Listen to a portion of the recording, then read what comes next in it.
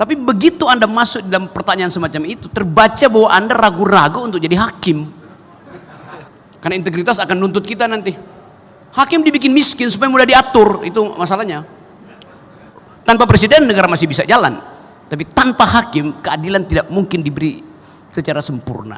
Jadi raih kembali kepercayaan publik. Kenapa hakim mesti melakukan kontemplasi dan minta agar supaya publik percaya lagi pada dia? Apa masalahnya? Kan ada nilai setitik yang merusak susu sebelanga. Mungkin ada nilai setitik di Mahkamah Agung, tapi ada 10 titik nilai itu di samping ini, di istana.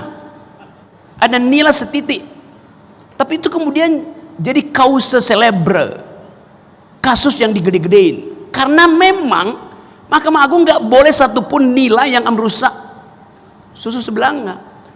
Dan saya mohon ya, kalau sudah jelas melanggar, jelas mengakibatkan kerugian triliunan, ya semua unsurlah. Terutama juga hakim-hakim, ya vonisnya jangan terlalu ringan lah.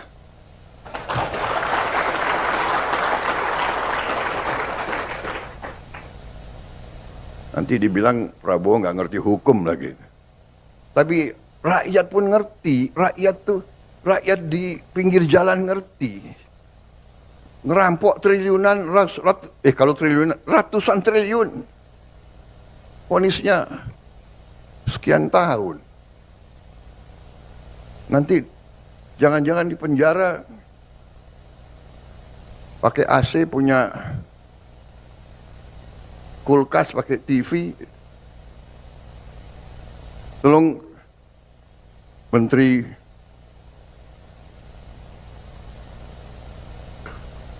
Pemasyarakatan ya, Jaksa Agung ya, naik banding nggak? Naik banding ya? Naik banding. Vonisnya ya 50 tahun begitu kira-kira itu.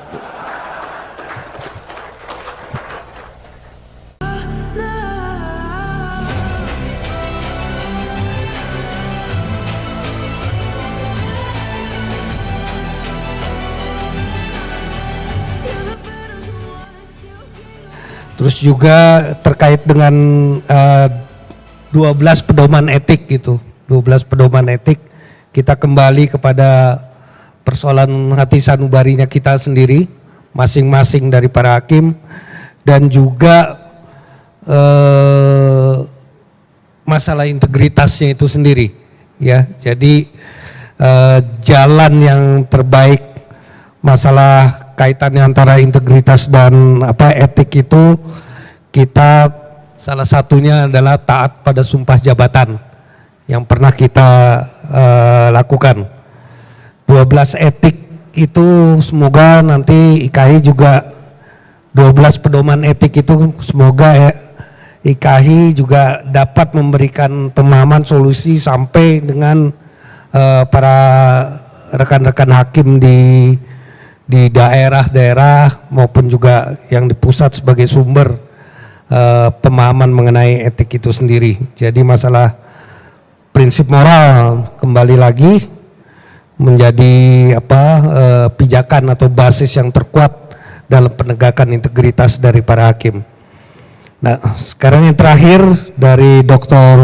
Rocky Gerung mungkin dapat menjelaskan dalam perspektif filsafat dan ilmu pengetahuan. Ini penting sekali karena apapun kalau kita ada di dunia akademik, filsafat menurut saya itu sains yang tertinggi itu, yang kita menerjemahkannya kadang-kadang implementasinya berlainan di dalam kehidupan sehari-hari. Mungkin perspektif ini dari segi filsafat dan ilmu pengetahuan dapat sangat membantu Pak Dr.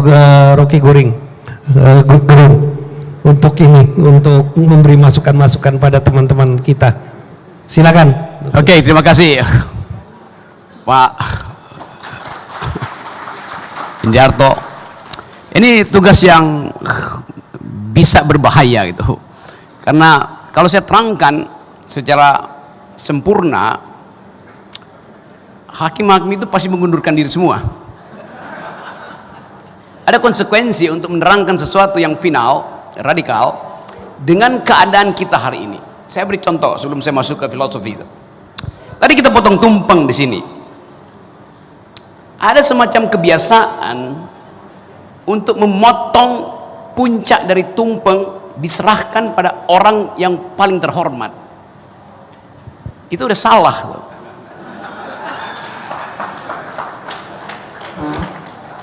Puncak dari tumpeng itulah integritas, tempat rumah Tuhan.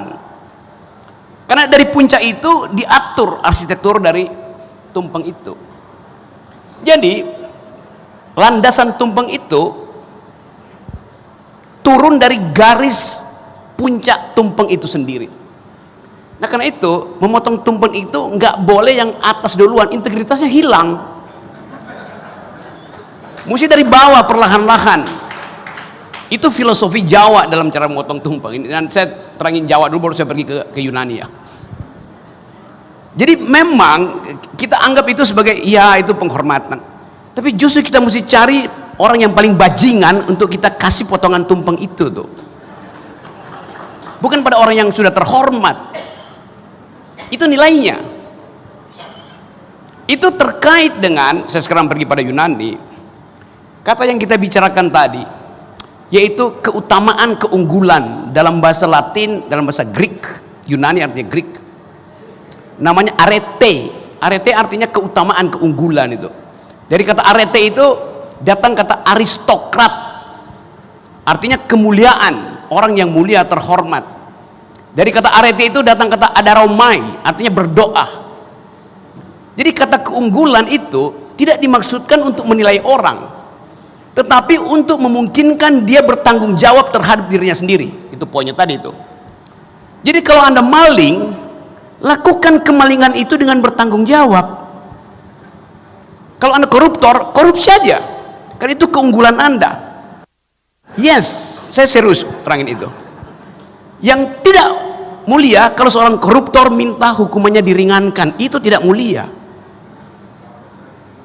Kalau seorang maling itu minta hukumannya nyogok jaksa, itu tidak mulia.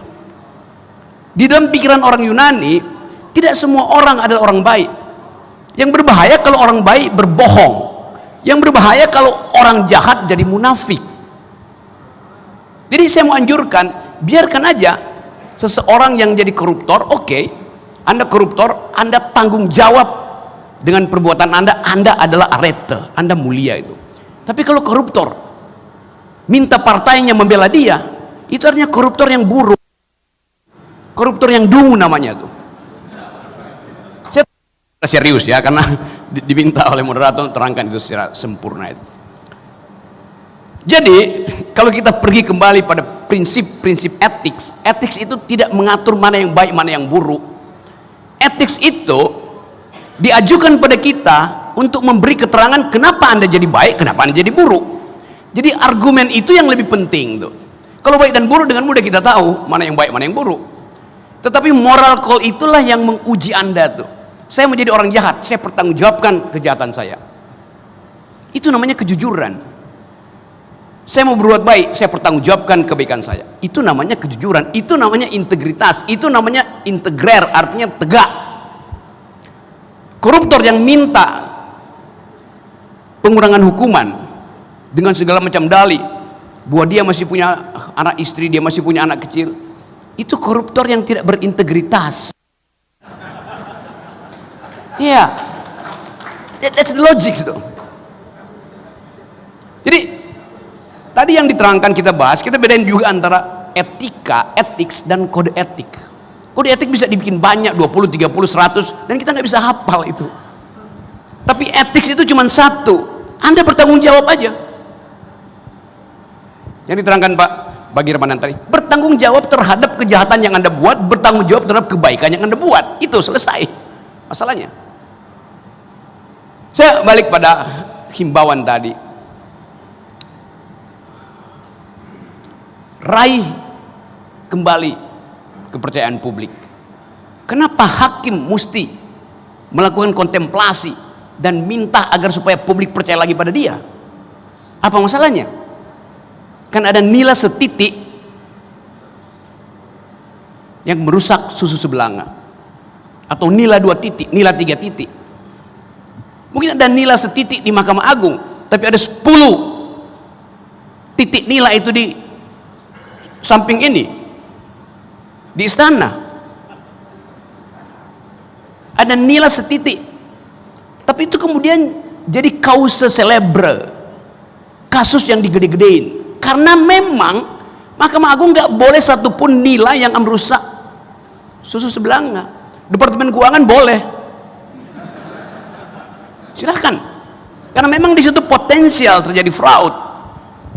Walaupun Sri Mulyani terus-menerus mengatakan kami berintegritas, karena dia kumpulin semua masyarakat sipil berintegritas, setiap hari dia rapat dengan mereka. Integritas tidak ditegakkan dengan rapat atau dengan headline itu. Saya balik pada problem dasar hakim-hakim kita itu. Hakim kita tuntut berintegritas.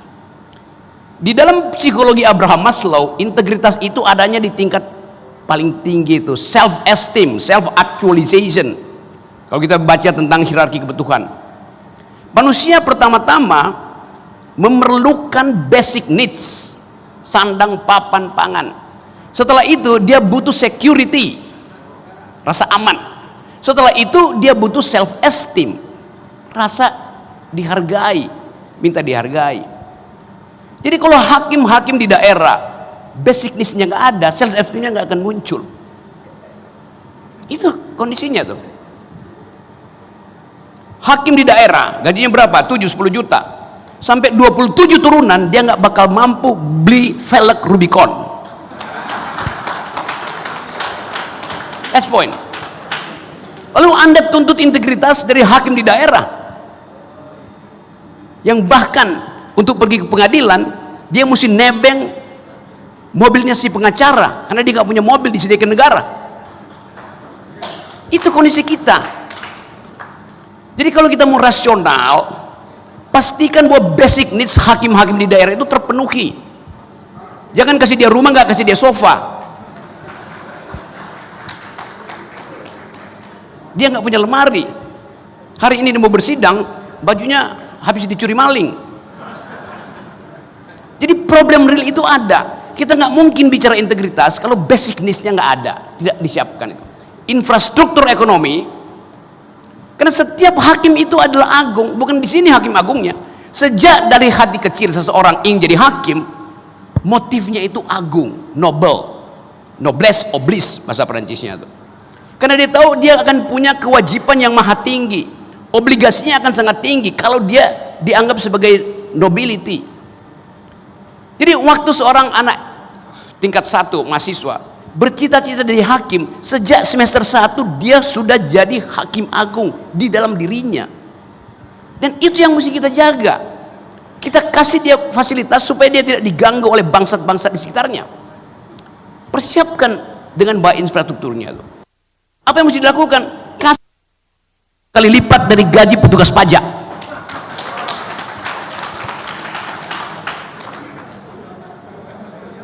Saya serius ucapin itu.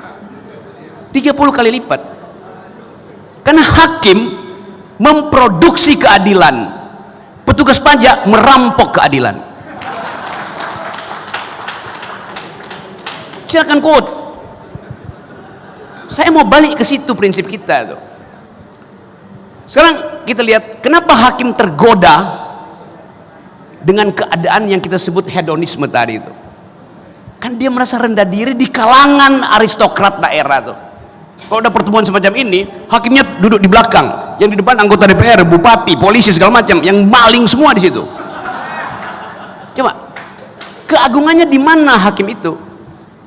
Mulailah bikin semacam SOP, hakim harus duduk di depan karena kemuliaan ada pada dia tuh.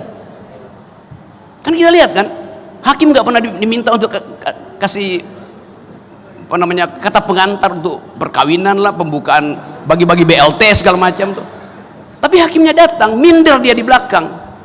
Padahal di dunia dari abad ke-100 sebelum Masehi, hakim itu ada Nobel, orang utama, aristokrat itu. Nah, kita mau ubah prinsip-prinsip itu supaya kita lega mengatakan bahwa ini negara hukum. Negara hukum artinya Hakim dimuliakan dari sejak dia berpikir untuk jadi hakim.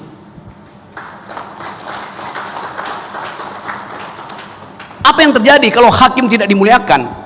Dia akan ubah needs-nya menjadi wants. Dia akan ubah kebutuhan dia menjadi keinginan. Itu artinya korupsi. Korupsi terjadi kalau needs, kebutuhan, berubah menjadi keinginan, wants. Kebutuhan untuk memenuhi hal yang rasional dalam hidupnya, wants untuk hal-hal yang irasional. Ngapain petugas pajak punya Rubicon? Mau ngapain? Itu adalah wants, dan wants itu tidak berkesudahan.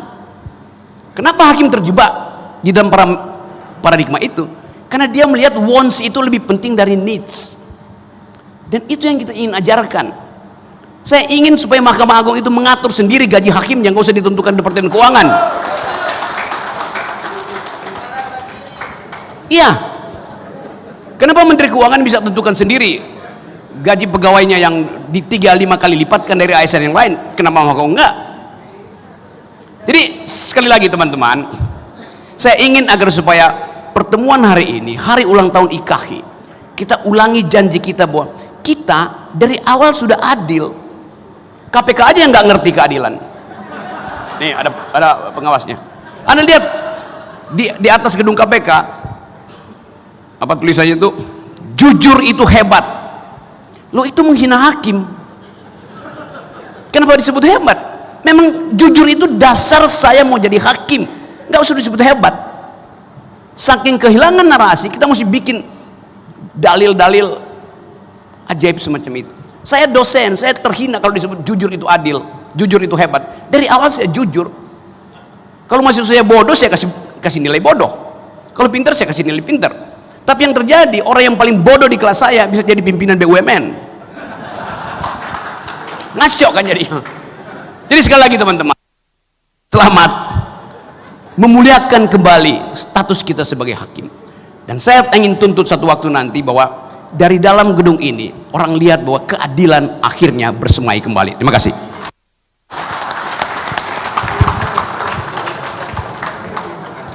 Terima kasih Dr. Rocky Gerung. Ini masalah apa, integritas, keraguan dari integritas. Kalau memberikan persyaratan integritas dari hakim, katanya ini mungkin yang terhitung hanya 10 dari sekian ribu hakim ini. Ini bagaimana, apakah yang diutamakan persyaratan itu lebih kepada integritasnya atau kepada intelektualitas dari para hakim itu? Oke, saya selalu menganggap pertanyaan semacam itu pertanyaan negosiasi. Ngapain nego hal yang dua-duanya adalah mulia? Tentu ada soal lokal di mana orang oke, dia nggak terlalu pintar tapi jujur itu, atau sebaliknya tuh. Tapi begitu Anda masuk dalam pertanyaan semacam itu, terbaca bahwa Anda ragu-ragu untuk jadi hakim. Yes, itu aja. Jadi kita bisa tahu tuh keadaan itu. Saya bilang tadi bahwa iya, solusinya kan percepat pemenuhan hak-hak hakim melalui undang-undang Perpu nomor 12 PP itu kan. Selesai problem. Jadi kalau Anda masih tawar-menawar, pemerintah akan bilang dia masih tawar-menawar. Penting integritasnya jangan dulu dah. Karena integritas akan nuntut kita nanti. Hakim dibikin miskin supaya mudah diatur, itu masalahnya. Jadi jangan main-main di dalam wilayah itu tuh. Katakan aja bahwa kami menuntut intelektualitas kami, integritas kami dinaikkan. Basisnya adalah naikkan gaji kami, karena itu hak kami untuk memuliakan keputusan. Dasarnya itu, jangan nego dengan kekuasaan. Bagaimana mungkin yudikatif nego dengan eksekutif? Itu dipermainkan nanti Anda. Itu hilangkan pikiran semacam. Yang kedua, soal optimis atau pesimis. Saya kasih kualifikasi dulu ya. Problemnya bukan optimis atau pesimis. Itu kan sikap moral kita, mau pesimis atau optimis. Bisa dalam 2 detik hakim yang optimis jadi pesimis. Karena tiba-tiba ditelepon oleh atasannya, atau sebaliknya. Hakim yang tadi pesimis tiba-tiba optimis. Karena atasannya betul-betul optimis juga tuh. Ini cuma soal 2-3 menit. Tetapi seseorang menjadi pesimis atau optimis karena kalkulasi rasional. Ada orang yang pesimis karena alasan rasional. Ada yang optimis tapi optimismenya irasional. Saya optimis bahwa Indonesia akan terbang, ekonomi segala macam akan maju, makmur segala macam tuh, ekonomi akan tumbuh 20% segala macam. Itu optimis yang irasional. Jadi bagian-bagian itu kita hilangkan. Keraguan-raguan itu jangan diucapkan. Ada pepatah mengatakan, the darkest hours is death before the dawn. Saat paling gelap adalah sebelum fajar tiba tuh. Fajarnya udah ada sekarang nih. Jadi percaya aja bahwa semua sikap kita hari ini, kalau kita maksimalkan, fajarnya lebih cepat tiba. Jadi jangan kasih sinyal optimis atau pesimis, jangan kasih sinyal integritas atau intelektual. Katakan bahwa itu ability. Dan tanpa hakim, negara, tanpa presiden negara masih bisa jalan. Tapi tanpa hakim, keadilan tidak mungkin diberi secara sempurna. Jadi sekali lagi saya ingin supaya menyebut kata hakim, sebut seseorang yang di dalam kapasitas tertentu dimuliakan oleh rakyat. Terima kasih Dr. Rocky. Mungkin karena waktu juga ya, saya rasa sudah cukup ya Pak ya.